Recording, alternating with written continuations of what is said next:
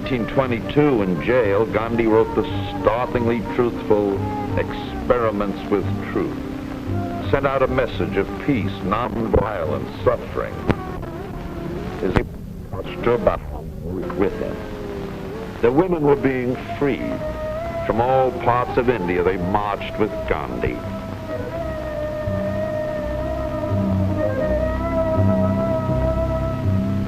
Men and women, said Gandhi, neither can be more important than the other. Only when both are present can anything be fruitful, including politics. Neither was more important than the other. They were a peerless pair, but they must supplement each other.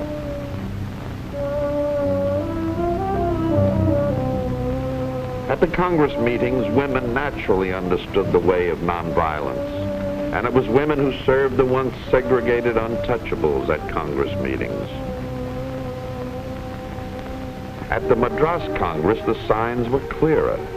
India, with Gandhi, was moving toward trying the technique of nonviolence.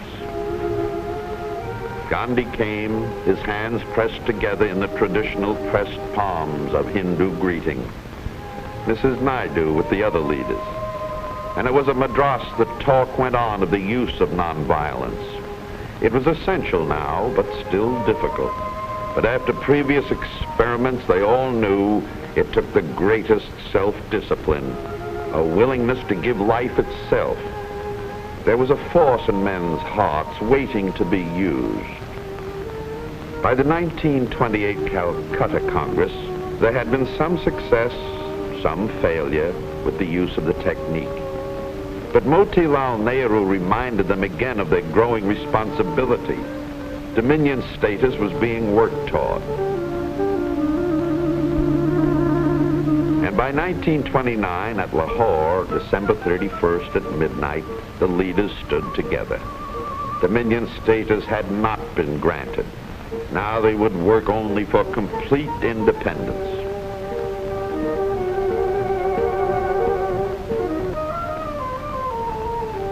And now Gandhi was ready for one of the great climactic experiments of his life in the power of the human spirit, the Dandi Salt March. It was in 1930. Gandhi told the people he had sent a letter to Lord Irwin, the British Viceroy, in which he spoke of his opposition to British rule, which, he said, has reduced us politically to serfdom, had even taken from the Indian the right to make his own salt from his own sea, but had taxed that salt when he had to buy it. Let there be a conference to right many wrongs, or he would start a nonviolence campaign. And he himself as a symbol would march to the sea at Dandi and himself break the salt laws by making salt. The Viceroy answered through a secretary, no conference. Powerful in the sword. Would that happen now? The marchers walked 12 miles a day on the dust roads of the countryside, every village decorated to receive them. From all over India they began coming.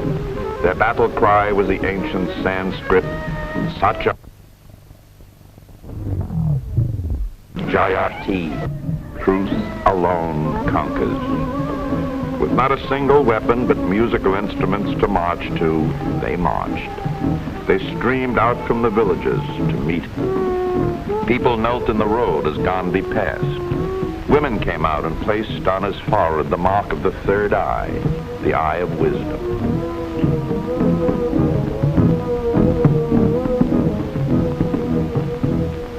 Each night they stayed at the houses in the villages, garlanded to receive them. Gandhi leading, gay, happy. Here in this peaceful march, the thousands moving in a non-violent protest, his hypothesis was being proved. Man, given an idea he could believe in, would yet make love more powerful than hate.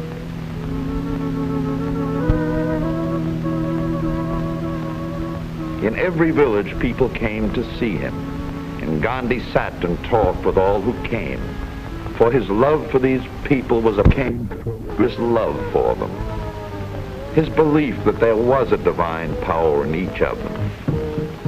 In different villages, he walked out with his followers, and sitting under the trees, he spoke to the multitudes who assembled. You will be free, he told them. This march has power, for it is truth in action. If it is truth, there is one test. Truth finally always conquers untruth. Fear nothing but to fail that truth. Injustice is an untruth. The British had said they alone could make salt, that they could tax salt without giving the right to vote on that tax. We must reject that injustice, said Gandhi. But only if we can love the British man and reject this act as a disease of a man whose health we believe in. The Congress leaders joined with them. Mrs. Naidu came to march beside Gandhi. Again and again he stopped at village after village. Again and again he spoke. This was a great act of nonviolence they were taking part in, he assured them. The world watched their actions. Let them observe their discipline carefully. They had taken the right means, the ends would be right. They were disobeying the salt laws only after they had first given them every chance. They had tried for arbitration, mediation. That was India's way.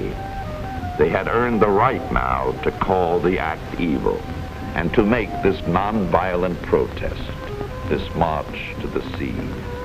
But he warned them, they were coming closer to the sea now. Let them beware against fighting evil with hate, not lift one finger against the British or the whole purpose of the march. The great demonstration of their truth power would be lost. The power would go out of them. So Gandhi spoke, and on they came, women and men, children and old people. It was the spirit of the American Revolution, of the French, of the British themselves, of the Boston Tea Party. The original group of 79 had now been joined by thousands. The thousands became tens of thousands. And on they marched while the world watched. This army only with banners, marching exultantly, marching steadily, an army armed with hope and trust, marching steadily, gaily to the sound of music, until on April 5th, they reached the sea. And then Gandhi marched into the sea, and from it he took salt water to be refined into salt, breaking the law that said only the British could make salt. All along the shores of the sea, others moved in, and each one took up a container and took out the salt water. Thousands upon thousands all along the shore taking part in the act.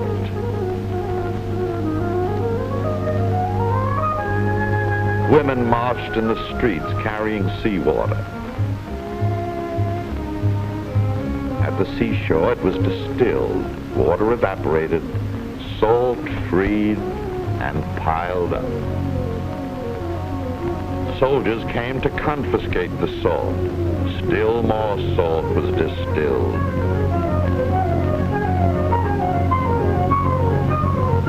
Mrs. Naidu and Manilal Gandhi, Gandhi's son, led a march on the British salt pans behind a barbed wire enclosure.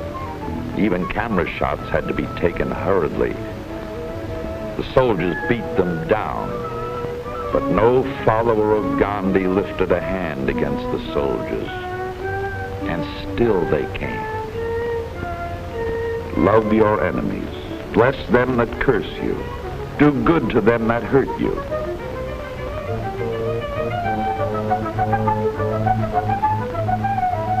Manilal Gandhi and Mrs. Naidu were arrested.